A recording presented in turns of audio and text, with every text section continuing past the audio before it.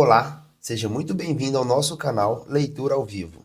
Na leitura de hoje, vamos continuar com o livro A Sorte Segue a Coragem, de Mário Sérgio Cortella. E para que esse vídeo chegue a mais pessoas, clique no botão de curtir e se inscreva no canal para não perder os nossos próximos vídeos. E vamos direto para a leitura de hoje.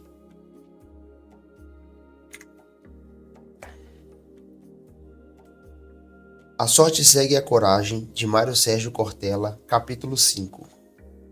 Coragem não é impulsividade. Os impacientes chegam sempre tarde demais.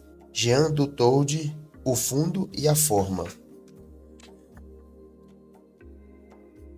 É sempre conveniente lembrar que há uma diferença entre ser audacioso e ser aventureiro. A pessoa que tem audácia é aquela que avalia estudar, analisa e vai. Isto é, ela se prepara e se lança por conta da coragem competente. Uma das coisas mais perigosas é a coragem mal preparada, porque aí não é coragem, é leviandade. Coragem é que nem amorosidade, tem de ser competente. Não adianta ter amorosidade sem competência, porque ela se transforma em mera boa intenção. A coragem preparada pode ser chamada também de audácia, que é a iniciativa competente. Existe uma iniciativa incompetente, que eu chamo de aventura. Embora a palavra aventura tenha entre nós um sentido positivo e uma sucessão gostosa, divertida de fatos, e também o é em determinados contextos. Existe um modo aventureiro de ir em busca do objetivo, que é desprovido de competência.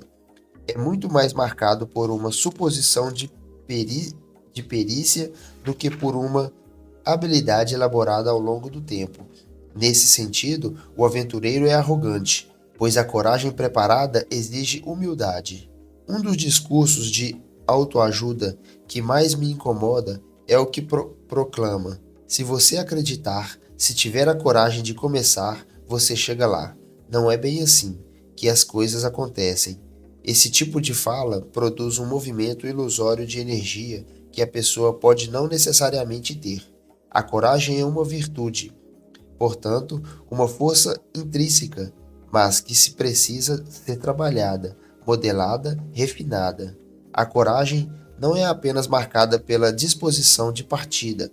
Não se trata de eu quero, eu vou, faço e aconteço. Um modelo dessa ideia é a clássica frase vim, vi e venci, atribuída ao general romano Júlio César. Essa expressão não resulta de uma coragem leviana nem aventureira. Júlio César preferiu essa fala após uma grande vitória para a qual ele houvera se preparado. Ele contava com uma estrutura de comando, uma organização de apoio em volta dele. Não é vim, vi e venci, no sentido de puro ímpeto. Seria algo mais próximo de vim, me preparei, estudei, me equivoquei, corrigi o equívoco e, enfim, venci. Uma das elaborações do poeta mineiro Carlos Drummond de Andrade que mais me inspiram é quando ele ensina: eu tropeço no possível e não desisto de fazer a descoberta do que tem dentro da casa do impossível. Esse é outro modo de dizer que nada é impossível, ou uma máxima antiga que costumo dizer: o impossível não é um fato, é apenas uma opinião. Nesse sentido, penetrar na casa do impossível até achar o possível lá dentro é a construção da oportunidade. O que ela exige? Dedicação, meios, recursos, aproveitamento das circunstâncias. Não basta eu apenas querer, estou disposto, então eu vou. Claro que não, é assim. Isso é delirar, é desconhecer o quanto as condições influenciam para que algo se concretize ou não. Eu preciso ter meios e colocá-los a serviço do meu projeto. O mesmo cuidado vale para a dependência de drogas ou para o consumo de tabaco ou álcool. Evidentemente, a força de vontade é um componente que consolida parte da ação, mas ela em si não é o bastante. Vou dar um exemplo concreto. Eu fui fumante durante 30 anos, consumia 3 maços por dia. em que pese o fato de eu ser um docente. Na época era permitido fumar em sala de aula. Dava uma tragada ou duas e o cigarro ia queimando enquanto eu falava. Era o chamado cigarro de professor. No final das contas, 3 maços equivaliam a um por dia, mas um maço já era demais para quem sabe o que significa o tabagismo. Eu nunca havia parado de fumar, embora já tivesse cogitado fazê-lo. O que me impedia era imaginar o sofrimento que a cessação do cigarro me causaria. Essa ideia da privação era para mim insuportável. Portanto, eu não tinha uma disposição para largar o vício. Obviamente, eu sabia dos males, estava consciente da necessidade de parar, mas não tinha ânimo para fazê-lo. Todavia, em janeiro do ano 2000, eu decidi que pararia de fumar e estabeleci uma data de fácil lembrança para realizar o meu objetivo. 8 de março, Dia Internacional da Mulher. O que fiz de 2 de janeiro a 8 de março? Eu preparei coragem. Como? Fui criando as condições, comecei a analisar os fatores que me levavam ao consumo do tabaco de maneira viciada e não de maneira prazerosa. Tomar café, o uso eventual de bebida alcoólica, o hábito de acordar e automaticamente pegar um cigarro, etc. Como iniciei a preparação em janeiro, deixei de ler o jornal logo cedo e passei a fazê-lo fora do local onde estava habituado, sempre acompanhado do cigarro. Eu adiei também o horário do café e com isso ia diminuindo o número de cigarros. Fui quebrando condicionamentos e hábitos. Passei a escovar os dentes imediatamente após as refeições, para não ficar com o sabor da comida, para que isso também me instigava a fumar. Reduzi minha ingestão de bebida alcoólica aos sábados e domingos, já que durante a semana isso era muito raro. Ainda assim, precisei intensificar esse esforço e fiquei 6 meses sem tomar uma gota de cerveja ou vinho. Quando chegou o dia 7 de março, às 23h55, só o fumante sabe o que é guardar data. Afinal, vício é vício. Eu acendi o meu último cigarro, e aí sim, a coragem da força de vontade. Esse será meu último cigarro. E o fumei de maneira inédita. Em vez das poucas tragadas, esse eu fumei quase até o filtro. Depois disso, não escondi o maço, não o afastei das minhas vistas, mas precisei de muita coragem no sentido de enfrentamento. Passei os 10 dias seguintes em estado de desespero. A todo o momento, eu queria o cigarro, e é nessa hora que a força de vontade vale para isso. Porém, eu havia criado ocasiões que ajudassem a quebrar hábitos e a me estruturar no caminho de libertação do vício. O momento mais crítico era quando eu estava escrevendo, pois a vontade batia forte. Para substituir o cigarro nas mãos, cortava a cenoura crua em palitos, que apreciava muito na infância, e cada vez que vinha o desejo de tragar, eu mastigava uma cenoura.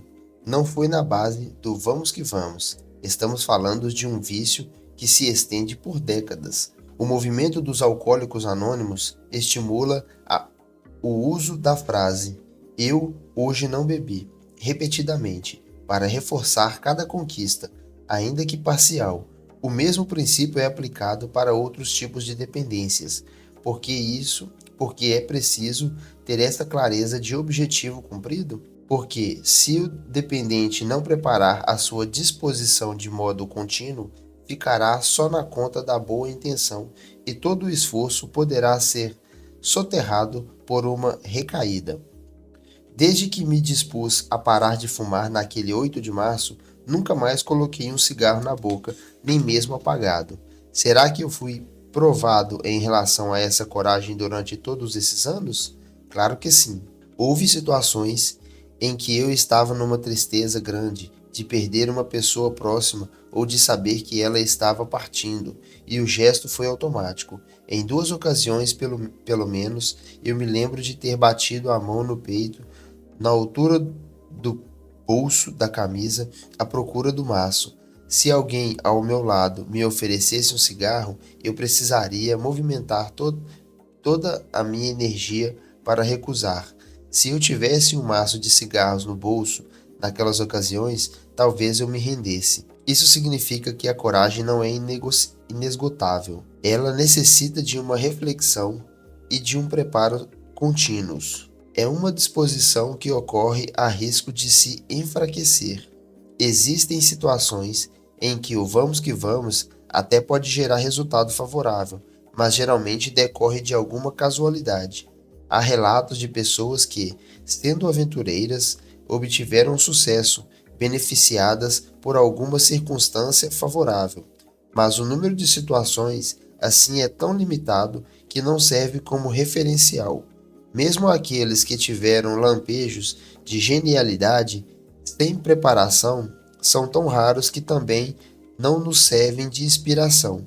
Tal como o Forrest Gump, personagem que dá título ao filme de Robert Zemeckis de 1994, interpretado por Tom Hanks, é um clássico do herói casual que está no lugar e no momento em que fatos importantes acontecem, mas ele mesmo tem pouca ou nenhuma intencionalidade em provocar aquelas situações narradas no filme. Por exemplo, na fase das corridas, ele é presenteado por um fã com uma camiseta. A passa no rosto todo sujo de barro e forma o desenho do rosto sorrindo no tecido, gerando um clássico ícone do smile. Neste sentido da preparação, os atletas que treinam com afinco, que se esmeram em superar suas marcas, que são considerados gênios em suas modalidades, nos servem mais de paradigmas. Capítulo 6. Sorte, iniciativa e ética. Toda felicidade é uma obra-prima. O menor erro a deturpa, a menor excitação a altera, a menor deselegância a estraga, a menor tolice a embrutece. A expressão "a sorte segue a coragem" aponta para a necessidade de aproveitar a ocasião, mas existem diferentes modos de não deixar a oportunidade escapar. No âmbito da carreira, há quem o faça criando armadilhas, estabelecendo condutas que não cooperam nem com a equipe de trabalho nem com o propósito do negócio. Pessoas que agem desse modo são carreiristas oportunistas. Existe uma diferença entre ter um planejamento de carreira e ser carreiristas. Há várias versões de pessoas carreiristas. O social climber, que para virar celebridade se relaciona com figuras importantes na expectativa de subir de patamar, em termos de visibilidade e prestígio, seja a modalidade que for. Usar os outros em benefício próprio não é aproveitar a oportunidade, é ser oportunista. É a pessoa que quer ascender na carreira a qualquer custo. Ela não compartilha, não colabora, não interage. Em vez de coragem de buscar oportunidade, sua conduta é marcada pela obsessão em chegar onde quer, nem que para isso tenha de demolir as ocasiões das outras pessoas. Para alcançar seu intento, não hesita em disseminar a fofoca, semear a cisânia, destruir a reputação daqueles que considera possíveis adversários, negligenciar tarefas, transferir responsabilidades, não creditar a autoria àquilo que foi bem realizado. Alguns diriam: mas essa pessoa é esperta, está trilhando a carreira dela. Mas a atitude corajosa inclui a coragem de ser decente, de não fraturar a ética, de alcançar um patamar superior na carreira ou no patrimônio de maneira digna. Oportunista é aquele que constrói também, mas oportunidades se valendo de expedientes que deveriam ser banidos da convivência decente. O traficante e o pedófilo, o político corrupto, também aproveitam a oportunidade, mas não é desse tipo de situação que estamos falando de modo admirado. Eu tenho admiração por pessoas que constroem e aproveitam a boa ocasião, mas não se valem de fazer qualquer coisa a qualquer custo, em qualquer circunstância. Há situações em que aproveitar a ocasião é ser indecente, antiético. Costumo bater na tecla de que existe uma diferença entre ambição e ganância. O indivíduo ambicioso é aquele que quer ser mais e melhor. É diferente do sujeito ganancioso, que quer tudo só para si e a qualquer custo. Uma parte do apodrecimento que nosso país vive no campo da ética hoje se deve mais à ganância do que à ambição. Eu sou ambicioso. Quero mais e melhor conhecimento, mais e melhor saúde, mais e melhor condição. Porém, não quero só para mim, e nem a qualquer custo. A ganância é a desordem da ambição. É interessante que os jovens sejam ambiciosos em seus projetos. Um ou outro pode carregar esse traço da ganância, caso tenha sido criado num ambiente em que o lema seja: fazemos qualquer negócio. Essa regra é deletéria. Ela vai minando a convivência social saudável. A ambição é necessária, mas a ganância precisa ser banida do circuito. Por isso, não dá para entender a valorização da oportunidade a partir da perspectiva do ladrão, que aproveita a ocasião. A ocasião faz o ladrão? De maneira alguma. A ocasião apenas o revela. A decisão de ser ladrão é anterior à ocasião. Assim como não se pode tomar a vaga de alguém que está manobrando para estacionar num shopping, não se pode aproveitar as férias de um colega de empresa para ir conversar com a chefia a fim de retirar a oportunidade daquele profissional. A sorte segue a coragem. Não significa heroificar qualquer pessoa que aproveita a ocasião. Ah, mas naquela ocasião você não faria o mesmo? Não, definitivamente não faria. Porque tem valores que colidem com esse tipo de conduta. A carreira, o estudo, a conquista do patrimônio têm de ser iluminados por uma ética que seja responsável, solidária naquilo que fazemos. Qual o argumento clássico? O que todo mundo faz. Ah, você é tonto, não dá para fazer desse jeito. O mercado é assim. Eu não faço, porque isso fere os valores que trago comigo. Eu fico indignado e muito intrigado com as pessoas que persistem muito tempo em práticas malévolas, acumulam patrimônio e o que farão com isso, exceto a acumulação? Até quando vão explorar outras pessoas, ofender pares, degradar ambientes? Como diz aquela frase de autoria desconhecida: quer ser o mais rico do cemitério? Esse comportamento é doentio. Por outro lado, há pessoas admiráveis que, tendo feito fortuna, a colocam à disposição de alguma causa. É admirável o exemplo de pessoas que destinam a maior parte da fortuna a instituições de apoio à saúde, à pesquisa, ao combate da fome. Ah, mas para eles que têm bilhões é fácil. Mas há pessoas com um patrimônio que, mesmo menor, continua imenso e não são capazes de partilhar o que conquistaram para beneficiar o próximo. Será pela destinação de recursos financeiros ou por transferência de conhecimento.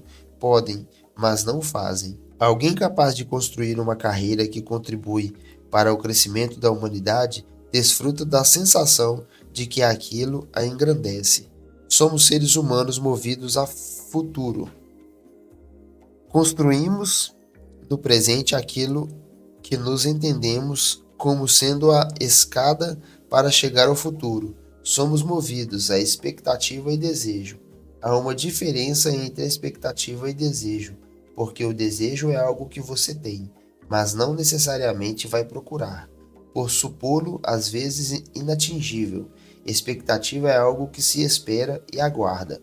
A palavra projeto significa aquilo que você lança adiante. Projetar é jogar adiante. Então, eu jogo algo adiante e vou buscar. Cada um de nós vive um dia a dia para construir o amanhã. Claro, tem de se viver o hoje também, mas não se vive apenas o hoje, porque do contrário, se ficaria no imediatismo extremamente arriscado e perigoso. Por isso, o sonho é parte fundamental, especialmente quando o sonho não se identifica com o delírio. Sonhar é ter uma expectativa que se queira atingir.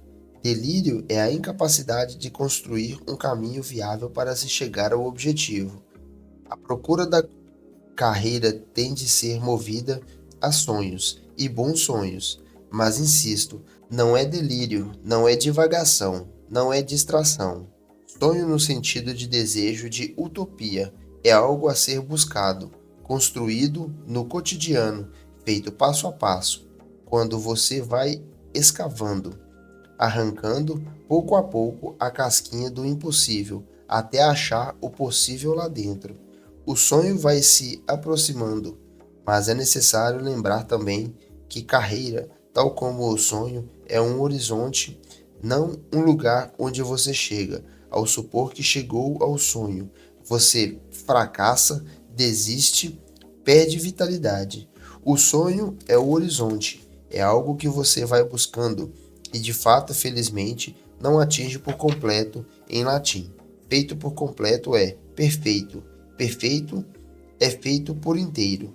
Feito por completo, isto é, acabado. Um sonho que acaba é algo que tira a vitalidade.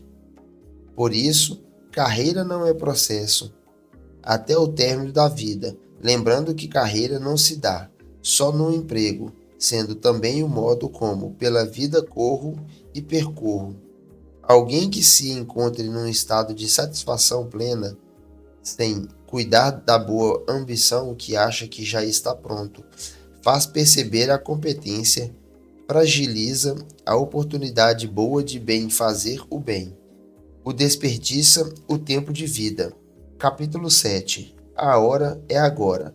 O destino embaralha as cartas e nós as jogamos. Não temos todo o tempo do mundo, afinal, somos finitos. Portanto, as nossas circunstâncias e as nossas oportunidades também o são. Meu tempo é o meu tempo de vida.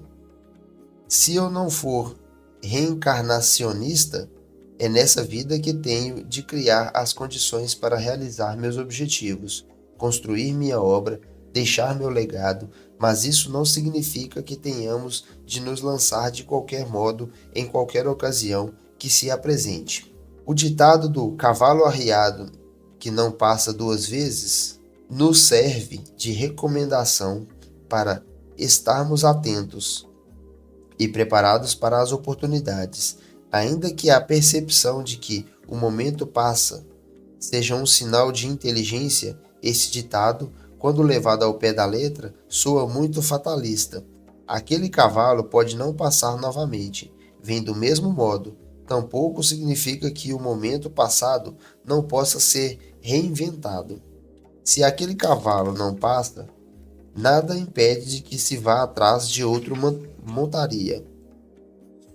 Passou o seu momento de falar com aquela pessoa com que você queria viver? Passou aquela entrevista do emprego que você almejava? Passou o anúncio para o concurso da universidade? Certo, mas não significa que agora só seja possível lamentar a chance perdida. Afinal de contas, podem surgir outras ocasiões, como lembram Nelson Motta e Lulu Santos na canção Como uma Onda. A vida vem em ondas como o mar. Quer algo mais parecido com a vida humana do que as ondas do mar? De fato, não se deve ficar permanentemente sentado aguardando que o cavalo passe. Isso pode parecer óbvio, mas algumas pessoas têm essa ilusão e ficam apenas na espera. Essa atitude remete àquela antiga piada do bêbado que sai do boteco, senta na calçada, pega a chave e fica com a mão esticada. O guarda passa e, ao observar a cena, pergunta: "O que o senhor está fazendo?" "Se a terra é redonda e gira, estou esperando minha casa passar." Essa anedota faz alusão ao pensamento mágico de quem fica aguardando, passivo e, só pela crença, espera que a chave vai encaixar na porta do acesso ao lugar em que pretende chegar. Se trouxermos a vida latina de sorte segue a coragem para o nosso cotidiano, ela soaria bem próxima dos versos do compositor paraibano Geraldo Vandré. Quem sabe faz a hora, não espera acontecer. Na música, para não dizer que não falei das flores, estou fazendo a oportunidade? Não estou fazendo a hora. A hora é agora. Preciso ficar em estado de prontidão para, quando a oportunidade surgir, eu esteja apto a segurá-la. A ocasião pode passar, pode ser refeita, embora daquele modo ela não venha mais. Diante dessa perspectiva, a nossa clareza sobre finitude nos obriga a ter uma atenção muito grande sobre quais são os nossos objetivos de fato. Para isso é preciso ter foco. O foco é o horizonte da minha preocupação. Qual a lógica? Estar preocupado, ter uma ocupação prévia. Existem coisas à minha volta que eu posso nem sequer notar se não estão no meu campo de foco ou de interesse. Podem passar por mim e eu não observá-las. Foco, nesse contexto, portanto, diz respeito não só à preparação da competência, mas à atenção para poder enxergar o momento. É preciso chamar a meu favor aquilo que está no meu foco, provocar a ocasião. Como? Procurando. O pensamento da coragem é tomar a iniciativa de ir até a montanha. O pensamento só dá sorte é o da montanha visitando o iluminado.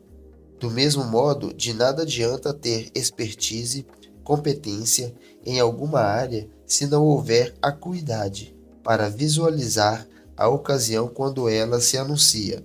Nesse sentido, é preciso não se distrair com aquilo que for acessório. Existe uma expressão muito usada, por sinal, que requer certo cuidado. Detalhe importante. Ora, detalhe não pode ser importante. Detalhe é detalhe. O importante é o importante. Se é uma coisa pequena, mas que pode ser decisiva, não é detalhe. Se é essencial, não é detalhe. Meu apêndice é um detalhe, meu coração não. Aquilo que é lateral, suplementar, pode ser chamado de detalhe. Ter foco é se concentrar naquilo que importa.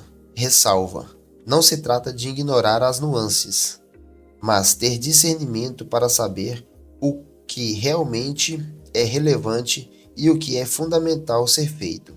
Isso está longe de ser tarefa fácil, ainda mais hoje, no século XXI, em que estamos expostos a uma avalanche de informações. Temos uma vida mais apressada, como uma sucessão muito mais rápida de situações que podem se transformar rapidamente em ocasião perdida. Há 100 anos, o leque de escolhas era bem mais reduzido, a começar pelo fato de que a vida era mais curta também.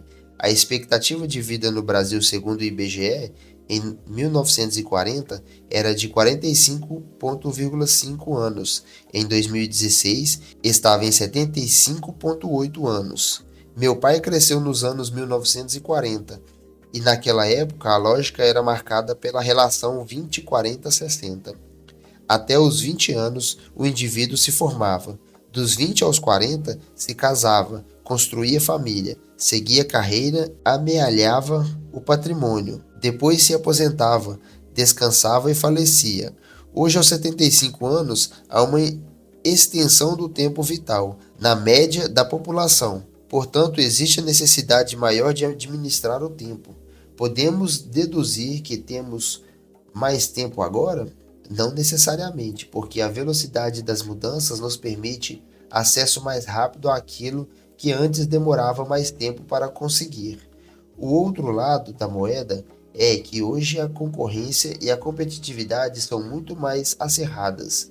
É necessário fazer muito mais esforço, despender muito mais energia para obter o que antes se conseguia com mais tempo. Porém, com um nível de desgaste muito menor. Por exemplo, um jogador profissional de futebol na década de 1970 corria em média 8 quilômetros durante o jogo. Essa era a medida de esforço de percursos durante os 90 minutos usuais. Hoje a média varia de 11 a 13 quilômetros. Não mudou o tamanho do campo, nem a duração da partida, nem o número de jogadores. É um exemplo da mudança com o tempo agora organizado de outro modo. Eu torço pelo Santos. Nos anos 1960, o time tomava 3 gols e fazia 5. Hoje, com as estratégias, a velocidade do jogo, a preparação física dos atletas, se o time levar 2 gols, o adversário fechará os espaços de tal forma que será muito mais difícil buscar o resultado favorável. Essa é uma condição que altera a nossa percepção de vida. Primeira constatação: eu não tenho todo o tempo do mundo. Segunda, eu não deixo de ter algum tempo. É necessário, portanto, aproveitá-lo. Nesse sentido, tempo desperdiçado é o da ocasião perdida. Não tem a ver com o tempo livre. É o das águas passadas que não movem moinho. O do leite derramado pelo qual não adianta chorar, mas adianta prestar atenção nas razões que levaram àquele derramamento ou observar a correnteza com o intuito de aprender um modo de fazer girar o próximo moinho. Uma consciência perita se constrói também com a revisão dos equívocos, dos deslizes, a expertise para tomar melhores decisões, aproveitar circunstâncias, advém da capacidade de acumular reflexões. Não é infalível, mas há uma possibilidade maior quando se medita a partir da própria experiência. Antes mesmo aquilo que muitos chamam de intuição, que seria equivalente a insight no campo da psicologia, resulta do acúmulo de experiência meditada. Quando se tem isso, diante de uma situação nova, a escolha de um caminho mais inteligente, mais correto, fica facilitada. No que se refere à oportunidade, o acaso também tem o seu lugar. Existe uma maior probabilidade de oportunidade aparecer quando alguém vai atrás dela. No filme La La Land, Estados Unidos, 2016, diretor Damien Chazelle, a protagonista não se tornaria atriz de Hollywood se continuasse sentada na sua cidadezinha em Nevada aguardando uma chance. Eu não posso entrar num círculo de pessoas num local onde não existem laboratórios. Mas não basta eu estar nesse lugar equipado para que a oportunidade venha até mim. Também existe o acaso. Várias pessoas na vida tropecei em circunstâncias que eu não tinha construído nem procurado, mas que acabaram sendo extremamente favoráveis a mim. Antes de passarmos para o próximo capítulo, eu peço para você a sua ajuda para curtir esse canal e fazer que esse vídeo propague para mais pessoas no YouTube. E confira se você está inscrito. Se caso não estiver inscrito, se inscreva no canal para não perder os nossos próximos vídeos. Capítulo 8. Casualidades oportunas. Mas por que a maioria de nossos desejos se reporta a coisas que não dependem todas de nós, nem todas do outro? Devemos exatamente nelas distinguir o que só depende de nós, a fim de reportar nosso desejo unicamente a isso. Descartes, As Paixões da Alma. Sou professor de filosofia e entrei no mundo corporativo como palestrante há 30 anos. Por volta do 15º ano da atividade docente, comecei a fazer palestra nas organizações. Antes de subir aos palcos, assisti a vários eventos na intenção de captar os assuntos mais palpitantes naquele circuito. No final dos anos 80, comecei a falar sobre ética, valores e respeito. Era a hora de fazê-lo. Tanto que essas questões ganharam espaço no mundo das empresas. A gestão do conhecimento também ficou em voga.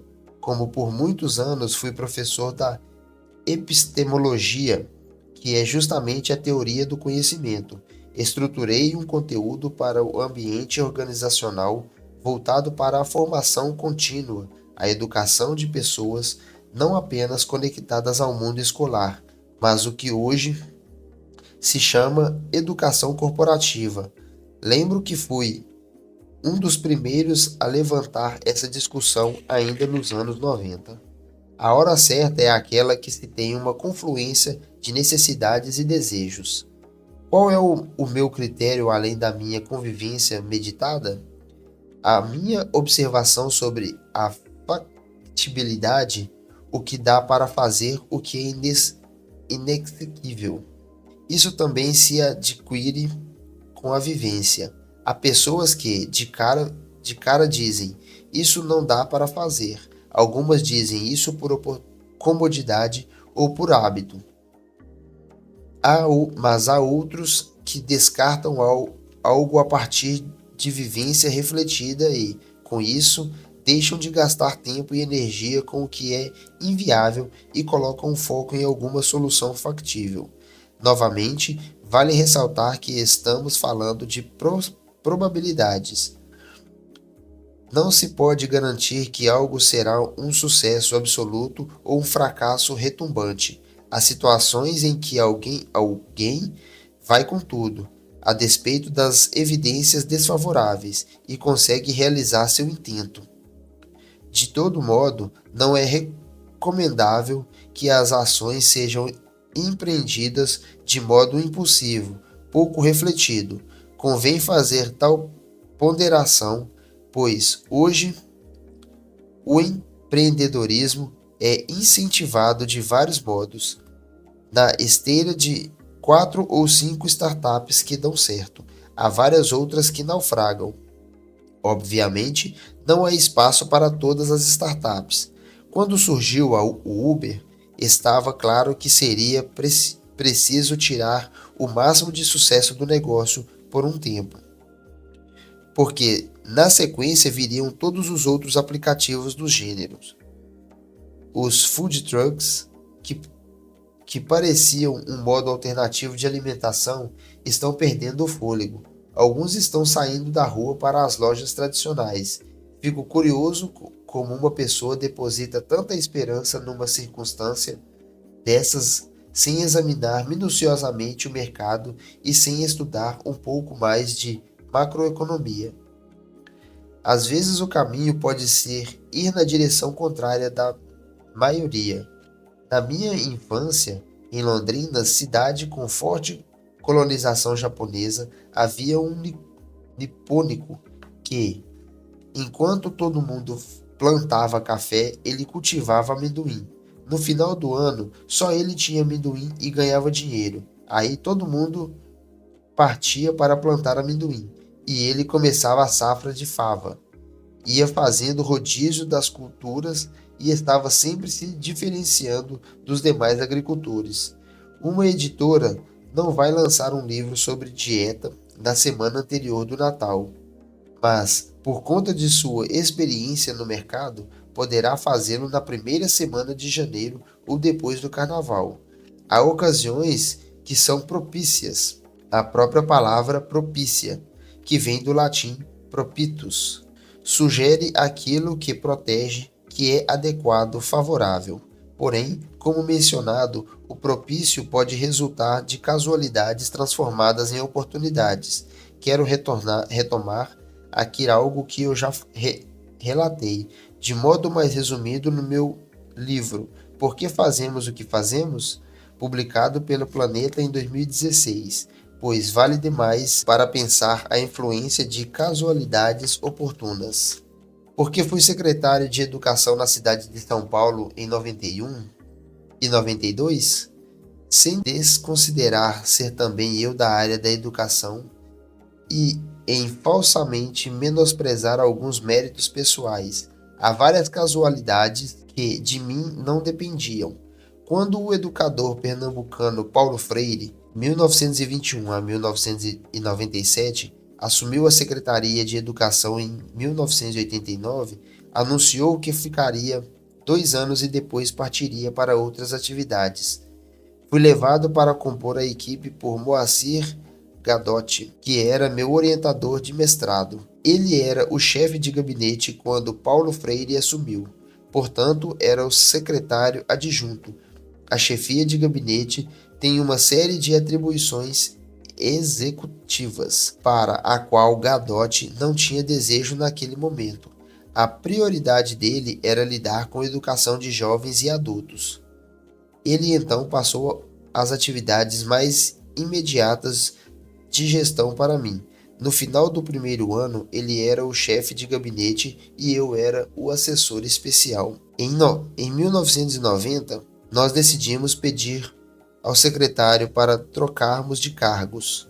Eu iria para a gestão na qual tinha mais apetite e ele mais exclusivamente para a educação de jovens e adultos. Já que eu não tinha formação nesse campo, ao me tornar secretário adjunto, passei a substituir o professor Paulo Freire, depois meu orientador de doutorado. Em algumas ocasiões, quando saía ele para eventos internacionais e também em reuniões de secretariado, passei a ter um contato mais a miúde com o grupo de governo e com a prefeita Luísa Erundina. Quando Paulo Freire comunicou que estava de saída, a pessoa mais integrada ao conjunto da gestão naquele momento era eu. E na avaliação do restante da equipe dirigente da secretaria, a que reunia condições de levar com o grupo aquele trabalho adiante, eu recebi de graça o cargo? Não, eu estava lá na hora, mas também fui sendo preparado para fazê-lo naquela circunstância. E havia uma equipe que era melhor que eu, mas com o qual eu tinha uma boa capacidade de articulação. Eu não estava passando na porta da secretaria e Paulo Freire falou: Ei, vem aqui você, não quer ser secretário de Educação de São Paulo? Claro que não. Outro episódio em que o acaso se faz notar acontecera bem antes, no começo dos anos 80, no Rio Grande do Norte, onde eu ajudei um grupo de professores de lá a fazer uma cartilha de alfabetização que estivesse conectada à realidade regional. O grupo era de professoras de cidades potiguares, como Mossoró, Caicó, Ceará, Mirim, Pau dos Ferros, João Câmara, etc. Eu era o único de fora e estava como consultor. Já havia 2 volumes dessa cartilha, chamada Raízes, e era preciso produzir o terceiro. Os desenhos das 2 primeiras cartilhas não refletiam o cotidiano da região. Um dia, eu e uma professora da equipe saímos para comprar um lanche coletivo no supermercado em frente ao nosso espaço de trabalho em Natal. No caixa havia um menino de uns 15 anos de idade, sentado aguardando clientes para empacotar as mercadorias. Ele estava desenhando no papel de embrulho. A figura era o avô dele sentado à sombra da árvore pintando um cigarrinho de palha. Nós 2 batemos o olho naquele traço tão característico e fomos perguntar como era a relação dele com o desenho. Ele nos mostrou outros bem ligados ao mundo potiguar. Ora, a partir dali, foi contratado e fez todos os desenhos da cartilha. Se não fosse naquela hora, naquele caixa, pode ser que a oportunidade não aparecesse para o menino, mas ele tinha também de saber desenhar. A sorte dele foi ter sido visto por quem percebesse que o talento dele poderia ser aproveitado daquele modo. Mesmo aquele desenho poderia ter sido um acaso, mas nós pedimos outros e ele realmente demonstrava competência para fazer o que precisava ser feito. A oportunidade é multifatorial, porque existe uma série de variáveis que coincidem. No caso, o acaso coincidiu com a necessidade, um foco, um projeto. E com essa leitura, nós encerramos o vídeo de hoje. E eu agradeço a você por ter chegado até aqui.